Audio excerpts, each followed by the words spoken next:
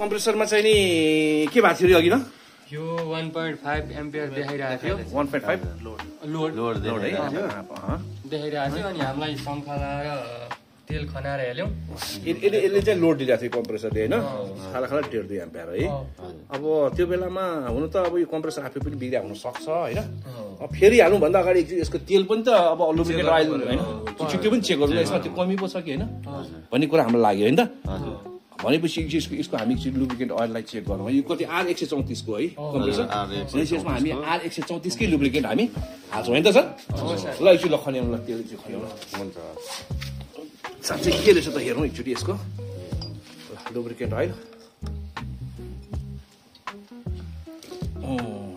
आइरहेछ ल अइल त रहेछ त होइन तर हुनसक्छ अइलको लेभल पनि त कम हुनसक्छ नि होइन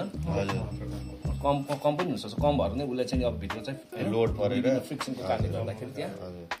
भयो भनेपछि 1.5 एम्पियर देखाइदियो कि हजुर 1.5 एम्पियर देखायो ए ल ठिक छ ओके लेट्स चेक होइन अब हामी यसमा चाहिँ के त अब एकचोटि लुब्रिकेन्ट अइललाई हामी चेक गर्दैछौँ है R134 को होइन त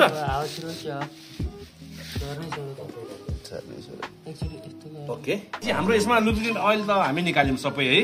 साला खाला हाम्रो लेभल अहिले हाम्रो लगभग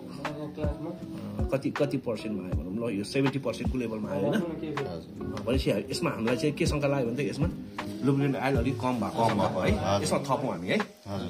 लगभग यसमा 20% एड गरिदिउँ होइन लुब्रिकेन्ट अइल है त्यो एकचोटि लुब्रिकेन्ट अइलको बट्टा पनि ल्याउँ न एकचोटि कुन चाहिँ लुब्रिकेन्ट हालेको थियो देखि हाम्रो 134 को कम्प्रेसर हो यो यसमा हामीले कुन चाहिँ हालेको देखाइदिउँ त एकचोटि खै कुन चाहिँ हालेको ओके यहाँ अगाडि होला होइन यो वालामा हामीले यहाँ R134 का निशानमा 134 यो ग्यास चाहिँ यसो हाल्दा मिल्ने भनेर यहाँ R134 यहाँ रहेछ हैन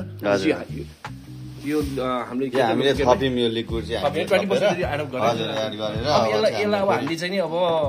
कम्प्रेसर भित्र हाल्नु मिल्यो अब कम्प्रेसरमा हाल्नको लागि हामीले के गर्न सक्छौँ त एउटा हामीले सिरिन्जको मार्फतबाट नै हाल्न सकिन्छ हैन हजुर अर्को पाइपको मार्फत पनि हाल्न सकिन्छ सक्सनको मार्फतबाट पाइप राखेर हाल्न सकिन्छ अब कुन तरिका हामी युज गर्दैछ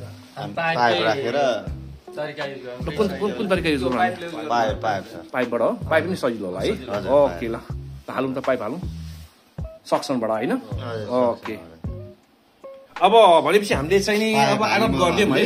पाइप हालेर अब पाइप पनि हालौँ है ओके ल कम्प्रेसरमा हालौँ अनि एकचोटि हामीले यसो मिटर पनि मिटर पनि हामी एकचोटि गरौँ त लोड पनि हेरौँ है अब तेल हाल्दै ल अघि 1.5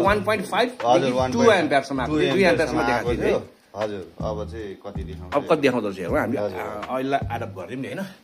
ओके हामी एसीमा छ कि डीसीमा छ AC okay okay okay okay okay ल अन गरौँ 0.6 ठिक छ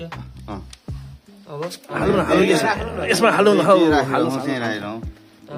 गरौँ ल अब त्यसको त्यो बन्द गर्ने सुन्नु पर्यो एउटा त्यो बन्द गर्नु पर्यो सुन्नु त ओके हिँड्नु है सर गइरहेछ गइरहेछ sir okay okay okay okay गइरहेछ तान्यो नि है आवाज पनि कम आउँदैछ गएको भन्दा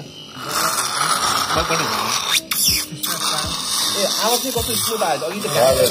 गरिरहेको थियो हजुर हो खै त यसो लोड पनि हेर्नु यसमा कति छ लोड यसको 0.8 यता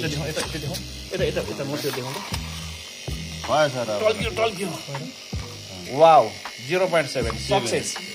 अघि 2 एम्पियर 1.5 देखि 2 एम्पियर है लोड ल्याएको हैन हजुर अहिले हाम्रो कति छ 0.7 भनेपछि हामीले चाहिँ नि